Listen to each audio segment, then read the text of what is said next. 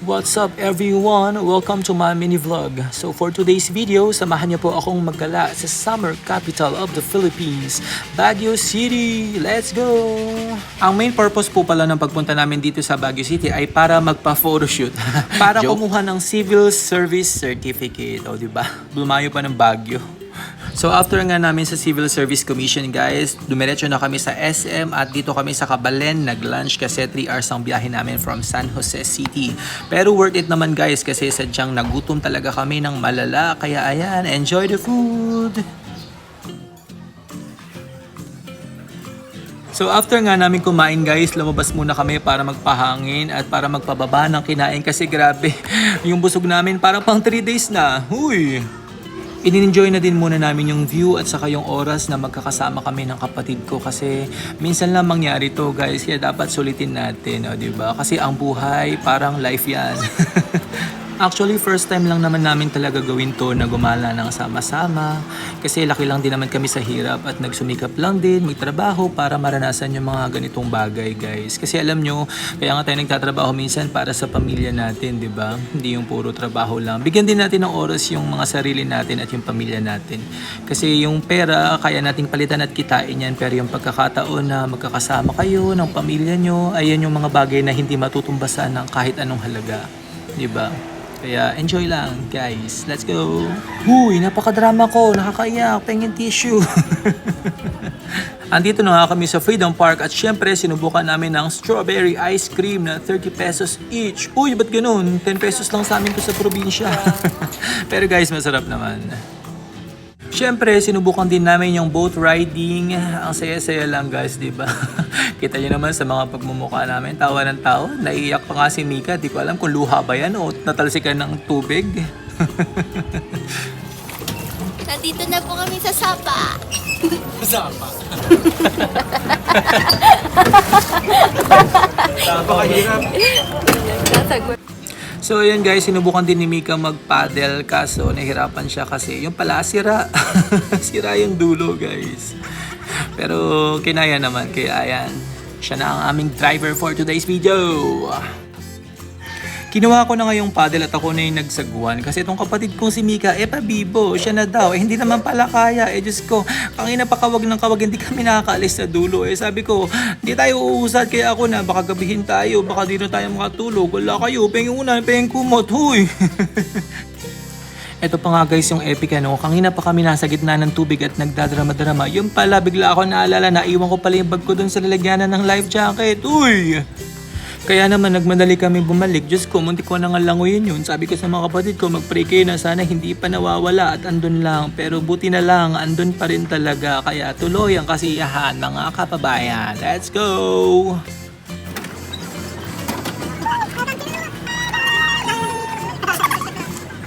Pagkatapos nga naming magbangka, saka ko lang naalala, dapat pala may intro yung vlog. Kaso tinatamad na ako mag-edit ulit, kayo na lang mag-adjust. Kunwari, simula pa lang talaga to ng vlog. Okay, hirap talaga na tumatanda. Nako!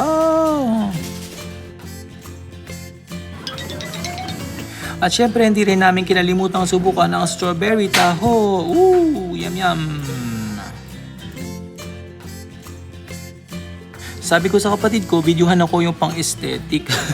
Aesthetic yarn. Ako yung ganun kay Liming Ho, kaso Liming Ho na busog pala yung kinalabasan. Uy, ano ginagawa mo?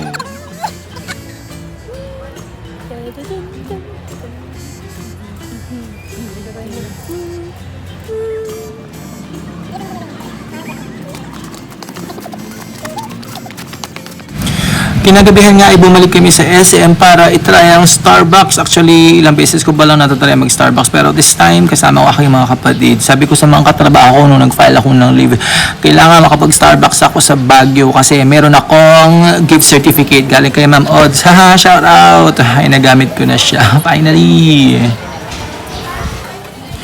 Dumiretso nga po pala kami sa night market pagkagaling namin sa SM kaso hindi ko na nakuha na ng video and bumili lang din kami ng dinner sa labas at dito namin kinain sa hotel na tinulayan namin bago kami matulog. Okay, so dito nga po pala kami tumuloy sa Delis Inn around Burnham Park lang din siya, walking distance sa lahat and na-realize ko guys pagka marami kayong papasyalan sa city mas maganda lang din tumuloy sa bayan kasi accessible siya sa lahat. Mas mahal lang siya ng konti pero ganun din naman kung magta-taxi ka sa malayo, di ba? Kinabukasan nga guys, pagkayari namin mag-breakfast ay dumiretso na agad kami sa Ride Park. Woohoo! First time ko lang din pumunta rito. At syempre, hindi na kami nagdalawang isip, sumubok mag-horse riding. So, ayan, kumuha kami ng 3 horse for rent. 30 minutes lang, walk lang yung horse. Gusto sana ng kapatid ko itong white, kaso mas malaki yung white. Ako yung kasya since mas mabigat ako sa aming 3, kaya doon na lang silang 2 sa brown horse. Grabe guys, yung pakiramdam pala. Medyo nakakatakot siya sa una, pero pagka nakasakay ka na, okay naman na. Mukhang hindi naman tatakbo yung kabayo.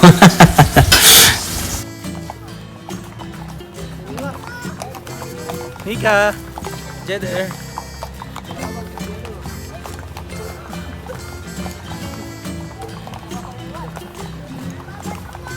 Jed.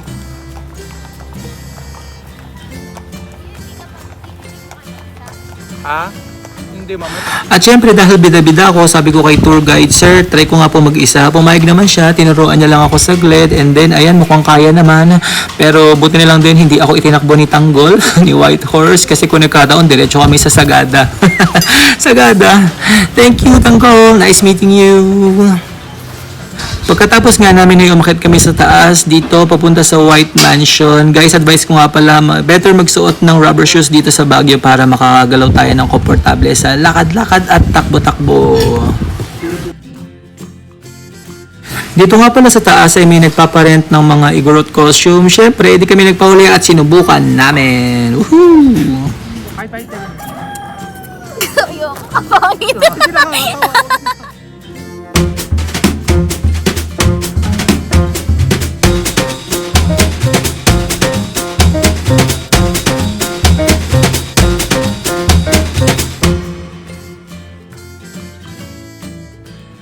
Nakakatuwa talaga rito sa Ride Park guys, kasi ito talaga yung gustong gusto kong bisitahin dito sa Baguio.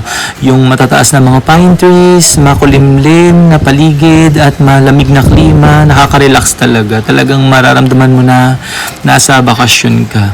Anyway, they say that the best months to visit Baguio is December, January, and February, kasi doon talaga yung panahon na malamig. Nagkataon lang na may inasikaso ako this June 1 sa Commission Office ng Civil Service, and sinulit na rin talaga namin yung pagkakataon na ito.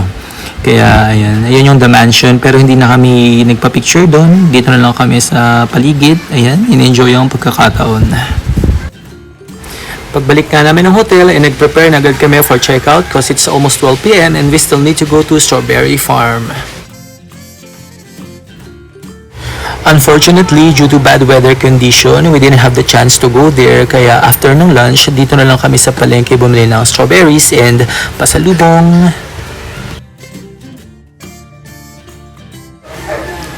Van nga pala yung sinakyan namin papunta rito sa Baguio, kaya naman pag uwi namin ay sinubukan naman naming sumakay ng bus. Nakakatawa nga rito guys, kasi sa sobrang dami ng hamog ay halos wala ka ng maaninag. Medyo natagalan na nga lang kami sa biyahe pa uwi kasi tuluyan ng umulan. Kaya pag uwi naman namin, para hindi masira yung mga pasalubong namin, gumawa na agad ako ng fresh strawberry salad. Nilagyan ko na ngayon ng grapes, carrots, strawberries, lettuce, syempre, at saka mixed nuts na nabili ko, and cheese. Ayan, so that's all for today's video. Thank you for watching and hope you enjoy this video. Like and subscribe.